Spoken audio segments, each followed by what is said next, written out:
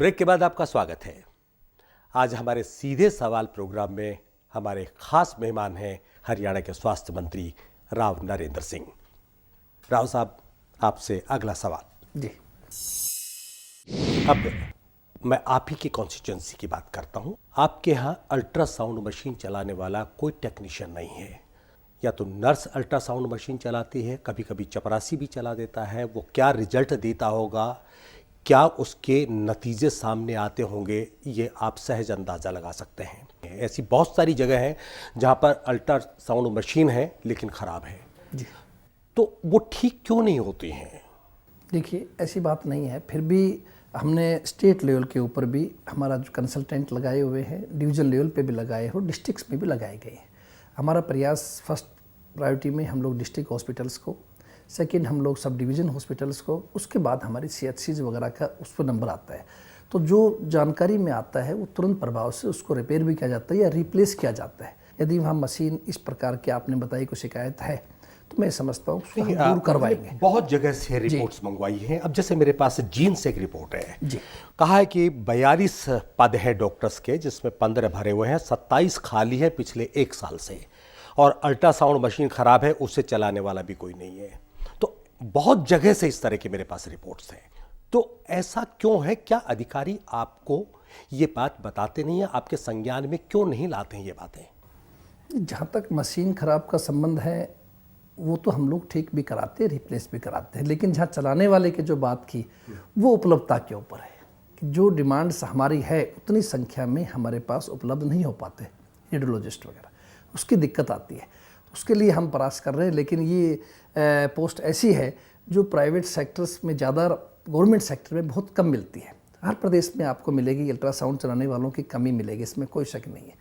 फिर भी जो बेस्ट एफर्ट्स हमारे पास है उपलब्ध कर सकते हैं, हम लोग कर रहे हैं।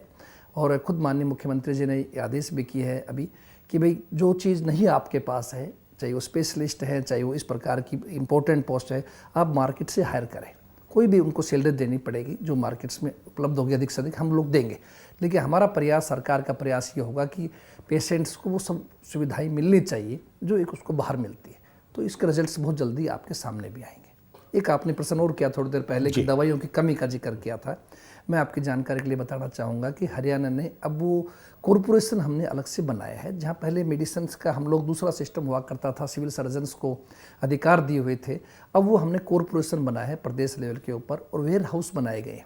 जो दवाइयाँ जिस तरह से साउथ के अंदर बंगलोर वगैरह में या आपके तमिलनाडु में और कई स्टेटों ने अपनाई थी, वो पद्धति हमने भी अपनाई है। उसके अपनाने के बाद से अब आप महसूस करेंगे कि दवाइयों की मौजूदगी अच्छी संख्या में रहेगी, कमी नहीं उपलब्ध है। उसके हम एडजस्ट ऐसे तरीके बनाए गए हैं कि दवाइयाँ कमी नहीं रहेगी। राव साहब, हमेशा एक ही जवाब सुनने को मिलता है कि हम प्रयास कर रहे हैं, ऐसा आगे नहीं होगा। अब तक ऐसा क्यों नहीं हुआ, उसकी क्या वजह मानते हैं आप? आपका प्रशासन निकम्मा है, आपके जो डिपार्टमेंट के लोग हैं वो लापरवाह हैं, आप क्या वजह मानते हैं? नहीं, देखिए, ऐसी बात नहीं है कि हम दोनों सोच होती है। एक साथ जोशी साहब, एक पॉजिटिव सोच है, एक नेगेटिव सोच है। मैं समझता हूँ कि पहले की तुलना अगर आप करेंगे, आज से 5 साल पहले, 10 साल पहले, 15 साल पहले, और आज की तुलना करेंगे तो आप महसूस करो कि उसमें बहुत कुछ हुआ है। लेकिन मैं नहीं कहता सब कुछ हो गया, अभी बहुत कुछ होना बाकी भी है। और जो ले सकते हैं मौजूदा सिस्टम से हम लोग, वो मैक्सिमम लेने की कोशिश कर रहे हैं। सरकार की तरफ से या माननीय मुख्यमंत्री जी की तरफ से किसी प्रकार कोई कमी नहीं है।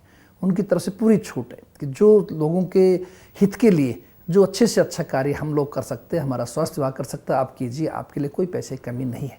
जब पूरी छूट है तो आप पता लगाइए ना, अड़ंगा कौन लगा रहा है? नहीं, अड़ंगा नहीं लगता है। बहुत सी स्कीमें प्रोसेस के अनुसार चलती है, उसमें थोड़ा बहुत समय लग जाता है। बाकी मैं समझता हूँ कि पहले से और सुधार हुआ है। जिस प्रकार से हमने मैकेनिज्म सिस्टम शुरू किया है, तो मैं ये समझता हूँ और अच्छा रिजल्ट्स आपके सामने डे बाय डे आ रहे हैं और अच्छे आएंगे। प्रोग्राम के शुरू में मैंने जिक्र किया था कि 1.5 साल पहले, एग्जैक्ट 1.5 साल पहले हमारी आपसे मुलाकात हुई थी। ऐसे ही आमने सामने हम बैठे थे जी। झोला छाप डॉक्टरों के बारे में मैंने आपसे चर्चा की थी।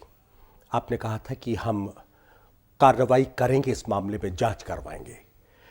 मुझे लगता है अभी तक एक भी झोला छाप डॉक्टर हरियाणा में नहीं पकड़ा गया है। नहीं साहब, ऐसी बात नहीं है।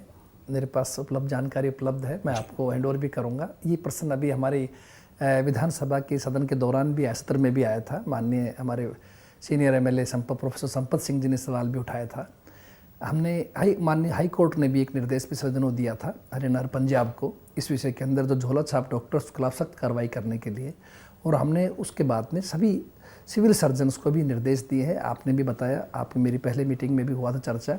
और उसके बाद में हमारे सिविल सर्जन्स के द्वारा जहाँ जहाँ से शिकायतें मिली हैं उनके ऊपर कार्रवाई की गई है। हर जिले के अंदर में आपको रिजल्ट्स दिखाएंगे। उनके ऊपर रेड भी किया गया है, एफआईआर भी लॉन्च की गई है, कोर्ट में केस भी दायर किया गया है जी, और उनको बंद भी कराया गया है। तो इसलिए प्रयास है, लेकिन बहुत तेज़ी से नहीं है जो आप कहना चाहते हैं, जो आपको रिजल्ट्स नज़र नहीं आए। शुरुआत हो चुकी है, हर जिले के अंदर शुरुआत है, हर जगह हमने कार्रवाई की है। हमारे सिविल सर्जन प्रयास कर रहे हैं। हम थोड़ा सा इसलिए कि भाई जो अगर कोई शिकायत कंप्लेंट मिलती है तो उस पर तुरंत कार्रवाई होती है। उसके अलावा अब भी हमारे इस सत्र के बाद में माननीय मुख्यमंत्री जी ने निर्देश दिए थे कि हम इसका सर्वे वगैरह भी हम लोग कराएं। मैं केवल हर मामले में धीमी रफ्तार क्यों होती है? सब ये कोई मेरा अकेले स्वास्थ्य विभाग का नहीं है, ये तो आपके अपने पूरा सिस्टम ही समझिए, पूरे गवर्नमेंट सेक्टर का ही मामला है कि थोड़ा स्लो रहता है। प्राइवेट सेक्टर में और गवर्नमेंट में फ़र्क है। जितना तेज़ी से हम जो स्वयं चाहते जो काम कर तेज़ी से हो, उतना सरकारी स्तर पर थोड़ा स्लो होता है। सिस्टम में फाइलों का बना हुआ है, क्लर्क लेवल फाइल बनेगी, फिर ऊपर सुप्रिटेंडेंट लेवल पे जाएगी, फिर और ऊपर लेवल पे आएगी, फिर देन डीजी लेवल पे आएगी, फिर कमिश्नर लेवल पे आएगी, फिर ऊपर मिनिस्टर लेवल पे आएगी, देन फाइल ऊपर और भी जा सकती है, कोई लेवल मिनिस्टर का, कोई चीफ मिनिस्टर लेवल है। इस बीच अगर सीधे सवाल का इंटरव्यू देना पड़ जाए तो फिर जवाब देना मुश्किल हो जाएगा।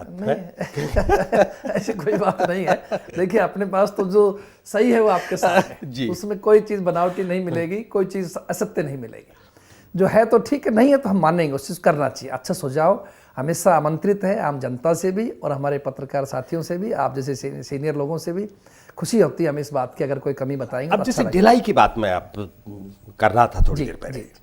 हरियाणा में एक बीमारी का जिक्र लगातार चल रहा है और हम लोगों ने उस खबर पर काफ़ी काम भी किया है, काफ़ी दिखाया भी है। स्वास्थ्य विभाग हरकत में भी आया, आपने भी बयान दिए और उसके बाद हरियाणा सरकार ने इलाज की घोषणा भी की। हेपेटाइटिस सी की बात कर रहा हूँ मैं। लेकिन इलाज अभी एक सप्ताह पहले एलोपैथी से शुरू हुआ है, पहले होम्योपैथी से शुरू करवाया, जिसके रिजल्ट कुछ नहीं निकले। तो इतनी डिले क्यों? बीमारी इस तरह की है जो जानलेवा बीमारी है। आपने सही प्रश्न किया है। लगभग मैं समझता हूं कि दिसंबर 2011 के अंदर, शायद रतिया के अंदर हमें रिपोर्ट्स मिली थी कि भाई उस एरिया के अंदर हेपेटाइटिस सी की शिकायत है। और उसके बाद में हमारे विभाग ने, हेल्थ स्वास्थ्य विभाग ने और पीजीआई हमारा जो रोहतक है उसके एक विभाग ने, डिपार्टमेंट ने साथ मिल करके डोर टू डोर सर्वे हमने करवाया। और वहाँ जो नमूने लिए गए उसमें से जो लोग सामने आए तो उनके लिए फैसला लिया गया सरकार की तरफ से कि एक हेपेटाइटिस सी क्यों होती है, जो कि झोला छाप डॉक्टर जिनका आप जिक्र कर रहे थे, जो लोग सही नीडल्स का प्रयोग नहीं कर पाते और जिस तरह से इस तरह से अनियमितता होने की वजह से ये बीमारी हो जाती है। इसका इलाज महंगा है, तुरंत मृत्यु नहीं होती, लंबा समय लगता है, इसमें कोई शक नहीं है। लेकिन ये बीमारी है, मृत्यु भी आगे जाके होती है, तो हमारा फ़र्ज़ है उसमें हम तुरंत कार्रवाई करें। तो देन सरकार ने फैसला किया है कि फर्स्ट स्टेप के अंदर हम लोगों ने एससी भाइयों के लिए और गरीबी रेखा से नीचे कोई भी हो उनके लिए सरकार की तरफ से मुफ्त इलाज कराने का फैसला लिया है। और कि हमने पीजीआई के अंदर सभी केसेस को रेफ़र किया जाएगा। हर डिस्ट्रिक्ट हॉस्पिटल में हमने नोडल ऑफिसर नियुक्त किए हैं। और उसके बाद में जो भी इस कैटेगरी में आएंगे, फर्स्ट स्टेप में हम लोग बीपीएल में और एससी कैटेगरी में जितने भी होंगे उनका सरकार मुफ्त इलाज किया जाएगा। देन सेकंड स्टेप के अंदर फिर हम और लोगों को भी शामिल करेंगे। तो इसलिए सरकार इसमें सक्रिय है और दवाइयाँ भी हमने शुरू की है। पहले होम्योपैथिक वाले भाई भी डॉक्टर्स को सब अपने दे रहे थे, अपने विभाग से उनको उम्मीद थी कि सब हम लोग इसमें दवाई दे सकते हैं। लेकिन अब सरकार ने फैसला ले चुकी है इस विषय के अंदर, फंड्स भी अलॉट हो चुके हैं और ये कार्रवाई हमने आदेश कर दी है कि भाई आप इनका इलाज पीजीआई रोहतक में होगा। एक मरीज़ पर लगभग 1-1.25 लाख रुपये इसमें खर्चा आता है। वक्त एक छोटे से ब्रेक का। ब्रेक के बाद भी सवाल जवाब का सिलसिला बना रहेगा और आपको बता दें हमारे आज खास मेहमान हैं हरियाणा के स्वास्थ्य मंत्री राव नरेंद्र सिंह। अल्ट्रासाउंड्स की बात कहीं आएगी या कहीं चलाने वाले की बात आएगी तो वो चीज़ उपलब्धता के ऊपर होगी, इसमें कोई शक नहीं।